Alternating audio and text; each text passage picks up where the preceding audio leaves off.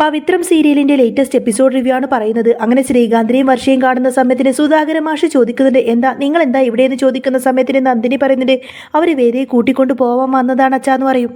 അന്നേരം മാഷ് ചോദിക്കുന്നുണ്ട്, നിങ്ങൾ എന്തിനാ വേദ ഇവിടെ നിന്ന് കൊണ്ടുപോവേണ്ടത്, വേദ ഈ വീട്ടിലല്ലേ താമസിക്കേണ്ടത് എന്ന് ചോദിക്കും. അന്നേരം ശ്രീകാന്ത് പറഞ്ഞിട്ട് എല്ലാ കാര്യങ്ങളും അറിഞ്ഞിട്ടാണ് ഞങ്ങൾ ഇങ്ങോട്ടേക്ക് വന്നത്. വേദയെ ഈ വീട്ടിലെല്ലാവരും ശത്രുക്കളായിട്ടാണ് കാണുന്നത് എന്നുള്ള കാര്യം ഞങ്ങൾക്കറിയാം.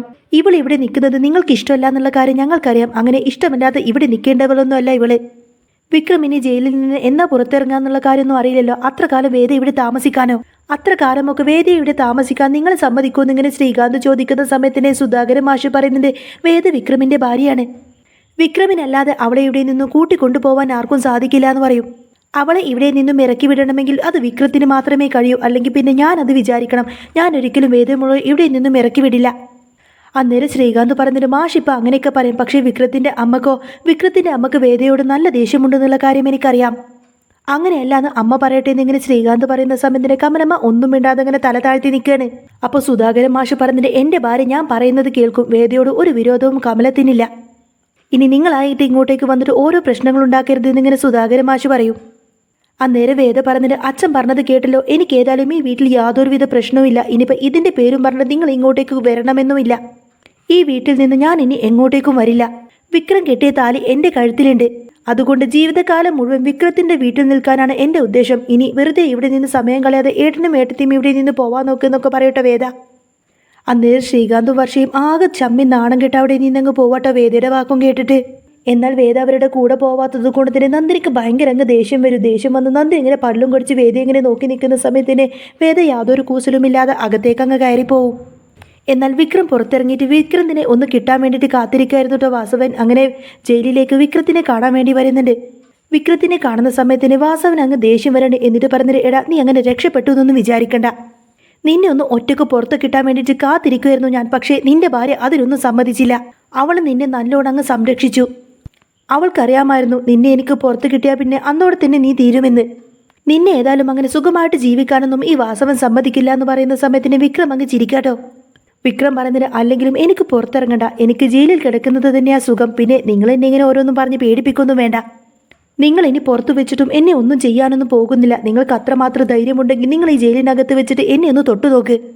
അപ്പോൾ വാസവൻ പറഞ്ഞിട്ട്, എടാ നിന്നെ അങ്ങനെ സുഖിച്ച് ജീവിക്കാനൊന്നും ഞാൻ സമ്മതിക്കില്ല. നിന്നെ ഞാൻ എന്ത് വില കൊടുത്തിട്ടും പുറത്തിറങ്ങും. നീ പുറത്തിറങ്ങിയതിന് ശേഷം നീ എൻ്റെ മോനോട് ചെയ്തത് അത് തന്നെ ഞാൻ നിന്നോടും ചെയ്യും. നിന്നെ ഞാൻ ഇഞ്ചിഞ്ചായിട്ട് കൊല്ലും. നിന്നെ ഞാൻ നിറകിപ്പിക്കും. എടാ നീ എന്ത് കണ്ടിട്ടാണ് എന്നോട് ഇങ്ങനെ സംസാരിക്കുന്നത്? ഈ വാസവന് ശരിക്കും നിനക്കങ്ങ് അറിയില്ല. നിന്നെക്കാൾ അപ്പുറമുള്ളവനെ കണ്ടിട്ടുള്ളവനാണ് ഈ വാസവൻ. അന്നേരം വിക്രം പറഞ്ഞിട്ട്, എടോ താൻ ഇങ്ങനെ വെറുതെ ഡയലോഗ് അടിച്ച് നിൽക്കൊന്നും വേണ്ട. എനിക്ക് തന്നെയും തൻ്റെ മകനെയും ഒട്ടും പേടിയില്ലടോ. തനിക്ക് എന്നെ ഒരു ചുക്കും ചെയ്യാൻ കഴിയില്ല. ഇനിയിപ്പോൾ പുറത്തിറങ്ങിയപ്പോഴും എനിക്ക് തന്നെ ഒരു പേടിയില്ല എന്ന് പറഞ്ഞ് നിൽക്കുകയാണ് വിക്രം. ഇതൊക്കെ കേട്ടിട്ട് വാസവൻ അങ്ങ് ദേഷ്യം വരട്ടോ. എന്നിട്ട് വിക്രത്തിനോട് പറഞ്ഞിട്ട്, എടാ നീ ചെവിയിൽ അങ്ങ് നുള്ളിക്കോ. അധികം വൈകാതെ നിന്നെ എൻ്റെ കയ്യിൽ കിട്ടും.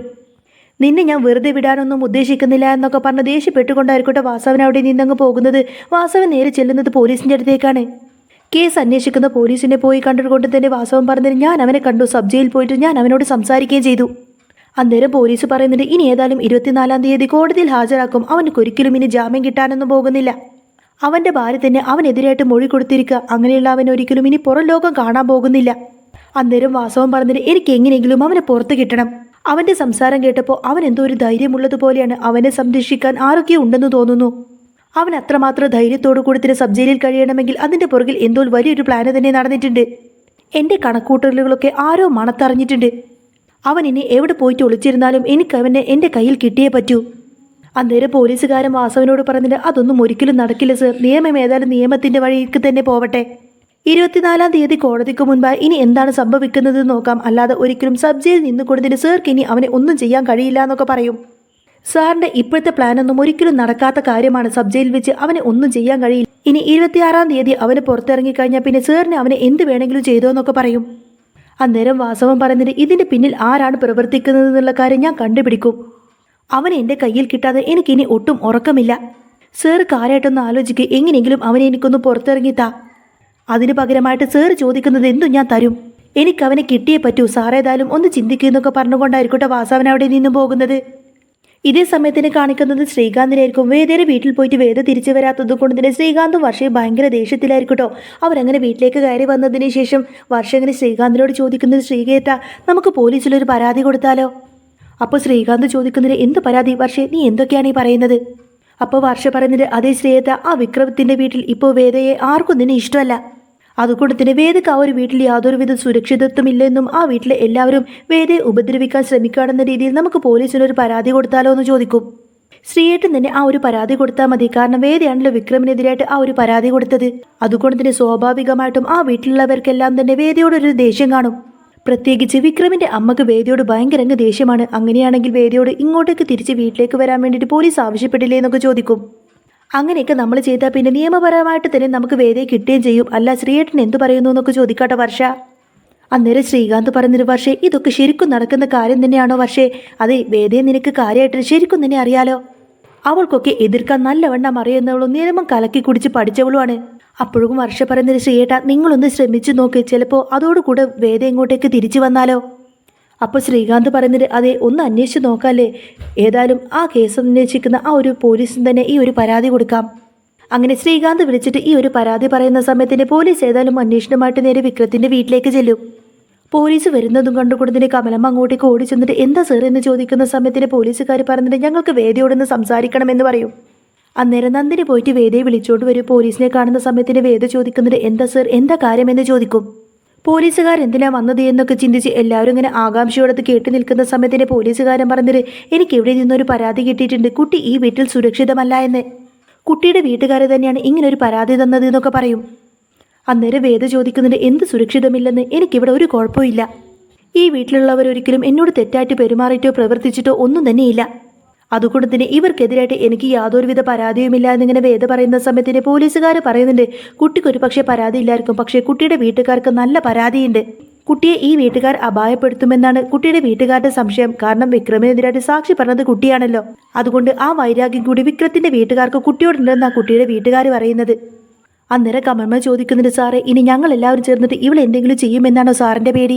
അങ്ങനെയൊന്നും വേദയെ ചെയ്യാൻ എനിക്കോ എന്റെ വീട്ടുകാർക്കോ ഒട്ടും തന്നെ കഴിയില്ല.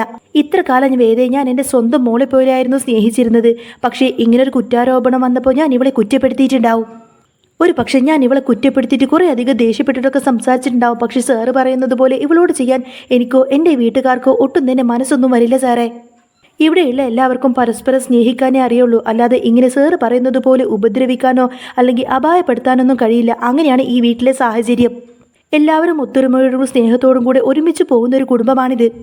കമലമ്മയുടെ വാക്ക് കേട്ടുകൊണ്ടതിന് വേദ പറഞ്ഞിട്ട്, സാറ് കേട്ടല്ലോ അമ്മ പറഞ്ഞത്, അങ്ങനെ എന്നെ ബലമായിട്ട് എവിടെ നിന്ന് കൊണ്ടുപോകാമെന്ന് ഇനി ആരും വിചാരിക്കണ്ട. എനിക്ക് ഈ വീട്ടുകാർക്കെതിരെ യാതൊരുവിധ പരാതിയുമില്ല. അതുകൊണ്ട് തന്നെ ഞാൻ ഈ വീട്ടിൽ സുരക്ഷിതയാണ്. ഈ കാര്യത്തിൽ ഞങ്ങൾക്കാർക്കും തന്നെ ഒരു പരാതിയുമില്ല. അതുകൊണ്ട് സാറ് പോകണമെന്നൊക്കെ പറയും. എന്നിട്ട് വേദ പറഞ്ഞിട്ട്, അതെ, വിക്രമിനെതിരായിട്ടുള്ള മൊഴി ഞാൻ ഒരിക്കലും മാറ്റി പറയില്ല. അങ്ങനെ വിക്രമിനെ പുറത്തു വെച്ച് ആക്രമിക്കാമെന്ന് ആരും വിചാരിക്കണ്ടെന്ന് പറയും. എന്നാൽ വേദ മൊഴി മാറ്റി പറയില്ല എന്ന് പറഞ്ഞതോടുകൂടി തന്നെ പോലീസിനങ്ങ് ദേഷ്യം വന്നിട്ട് വേദയെ നോക്കാട്ടോ. കമലത്തിനാണെങ്കിൽ ഒന്നും തന്നെ മനസ്സിലാവാതെ നിൽക്കുമായിരിക്കും. പോലീസുകാരൻ അവിടെ നിന്നങ്ങ് പോയതിനു ശേഷം കമലമ്മ ഇങ്ങനെ വേദയോട് ചോദിക്കുന്നുണ്ട്, നീ എന്താ വേദയെ പോലീസിനോട് അങ്ങനെ പറഞ്ഞത്? അപ്പോൾ വിക്രം എങ്ങാനും ജയിലിൽ നിന്ന് പുറത്തിറങ്ങിക്കഴിഞ്ഞാൽ പിന്നെ അവനെ ആരാക്രമിക്കുമെന്നാ നീ പറഞ്ഞത്? അന്നേരം വേദ കമലമ്മയോട് ആ ഒരു സത്യമങ്ങ് തുറന്ന് പറയുന്നുണ്ട്, അമ്മക്കൊന്നും അറിയില്ല അമ്മേ, വിക്രത്തിന് ചുറ്റും ശത്രുക്കളാണ്. വിക്രം എങ്ങാനും പുറത്തിറങ്ങിക്കഴിഞ്ഞാൽ പിന്നെ കഴുകിനെ പോലെ വിക്രത്തിനെ കൊത്തി നിർക്കാൻ ഇഷ്ടംപോലെ ശത്രുക്കളുണ്ട്. അതുകൊണ്ട് മാത്രമാണ് ഇപ്പൊ വിക്രം ജയിലിൽ നിന്ന് ഇറങ്ങരുത് എന്ന് മറ്റാരെക്കാളും കൂടുതൽ ഞാൻ ആഗ്രഹിക്കുന്നത്. വിക്രത്തിന് ഒരു പോറൽ പോലും ഏൽക്കാതെ ഞാൻ സംരക്ഷിക്കും അമ്മേ എന്നിങ്ങനെ വേദ പറയുന്നത് കേൾക്കുന്ന സമയത്തിന് വിക്രത്തിനെ സംരക്ഷിക്കാൻ വേണ്ടിയിട്ട് തന്നെയാണ് വേദ ഇത്രമാത്രം പെടാപ്പാടൊക്കെ പെട്ടത് എന്നുള്ള കാര്യമെല്ലാം തന്നെ കമലമ്മ മനസ്സിലാക്കുന്ന ഒരു അടിപൊളി സൂപ്പർ സീനൊക്കെ വരുന്നുണ്ട് കേട്ടോ. അപ്പോൾ നിങ്ങൾക്ക് ഈ ഒരു ചാനൽ ഇഷ്ടമാവുകയാണെങ്കിൽ സബ്സ്ക്രൈബ് ചെയ്യാനും സപ്പോർട്ട് ചെയ്യാനൊന്നും മറക്കല്ലേ.